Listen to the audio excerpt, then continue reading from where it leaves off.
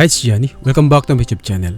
Ngayon guys, meron akong gustong i-share sa inyo about dito sa Palawan Express kung paano ba tayo magpapadala via online. Kung halimbawa guys, wala kayong time na pumunta mismo sa kanilang branch or di kayo naman OFW kayo guys na sa ibang bansa. So hindi nyo na kailangan pumunta mismo sa branch ng Palawan Express para magpadala sa kanila. So ituturo ko sa inyo guys step by step kung paano natin gagawin ito via online. Una, kailangan natin i-download yung application ng Palawan Express sa ating cellphone.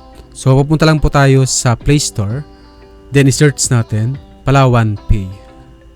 So ito yung official na Palawan application nila, may nakalagay na Palawan Pay. So install lang natin yan guys. So sa part ko, naka-install na kasi dito sa ating cellphone, kaya ang nakalagay na lang dito open.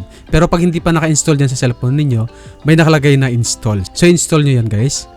Once na na-install na dyan sa cellphone ninyo, gagawa kayo ng account dito sa Palawan Express. Ayan, so unang lalabas sa atin guys, itong welcome. I-click lang natin itong allow, then click lang natin yung agree. Then dito, mag-create tayo ng account. So click lang natin itong create account. So i-enter natin yung ating active mobile number.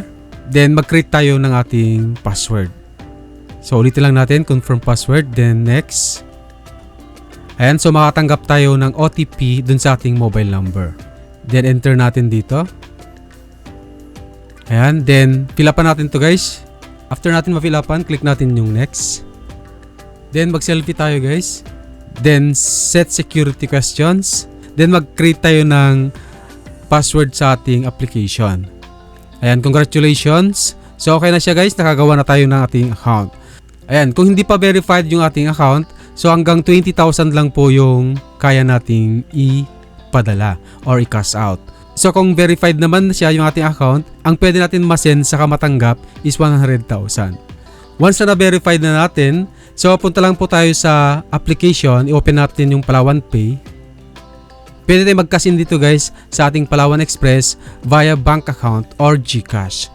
So pwede rin kayo mag-cash in sa any branch ng Palawan Express kung makakapunta kayo doon or makakadaan kayo doon sa kanila. So free of charge guys kapag nag-cash in tayo mismo sa branch ng Palawan Express. So kailangan natin mag-cash in para mag-send tayo dito ng fund para ma-send natin doon sa tao na pag-send natin ng pera dito sa Palawan online. And so gamitin natin yung ating EUB account. Then click natin yung transfer money. Then sa destination bank name, so i-search natin guys, Palawan Pay. Ayan, so Palawan Pay po yung nakalagay dyan. Dito sa destination account number, ang ilalagay natin dito yung mobile number na nakaregister dito sa Palawan Pay application natin. Then i-enter natin yung ating full name saka yung amount. Then confirm lang natin guys. Ayan, so sabi dito guys, success na yung pag-send natin ng pera dun sa ating Palawan Express. And so nakatanggap na natin guys yung pera na galing sa EUB na sinend natin dito sa Palawan Express. So saglit lang yun guys kasi InstaPay po yung gamit ng EUB papunta dito sa ating Palawan Express. Ganun guys, isend natin yung pera to receiver. So click lang natin tong send money. Eto guys. Then ang pipili natin dito guys yung send to a Palawan Express branch. So click natin yan kasi sa mismong branch ng Palawan Express ipipick up ni receiver o yung tatanggap. So click natin to guys. Then enter natin yung receiver mobile number, yung tatanggap dun sa pera. So wag na natin siya lagyan ng 0 dun sa unahan. So double check natin guys. Then click natin yung next sa baba. Ito. Then fill up natin to guys yung enter receiver details. Yan, ilagay natin yung first name, middle name, last name, saka yung amount kung magkano yung ipapadala natin.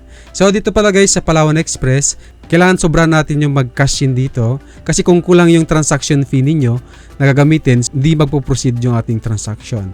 So 1% lang naman po yung ano nila dito, yung fee nila, mas mababa compare sa mismong branch. Then select purpose, kung ano yung purpose natin. Then click natin yung send after natin ma-fill upan. Then i-double check natin guys kung tama yung mga information na nilagay natin. So make sure na tama yung pangalan ng receiver. Kasi magkakaproblema siya dun guys kung mali yung nilagay nyo na pangalan. So mayroon siyang fee na 287.10 pesos. So nagpadala tayo ng 28,710. So ngayon kung tama naman yung information na nilagay natin, so click natin tong confirm. Then biometric authentication or enter natin yung ating password. transfer successful. Ibig sabihin nag-proceed na po yung ating transaction. So gawin lang natin guys, screenshot lang natin to. hanggang dun sa mayroong claim code. Ito siya guys. So ito ibibigay natin dun sa receiver. Kasi ito yung i-claim niya dun sa mismong branch. So yung pag-claim dito guys, pares lang din naman dun sa regular na pagpapadala. Pupunta tayo dun sa cashier, fill up tayo ng form dun. So sabihin lang natin dun guys sa mismong branch na pinadala ito via Palawan Pay. And guys, sana nakatulong yung ating tutorial at sana nasundan ninyo. Kung may mga katanungan ka guys, pwede i-comment sa ating comment section below para masagot natin. Kung bago lang kayo sa channel ko, please click the subscribe button and hit mo na rin yung notification bell para lagi kang updated kung may mga bago tayong tutorial na upload sa ating channel. Maraming salamat guys. See you next time. Bye-bye. God bless.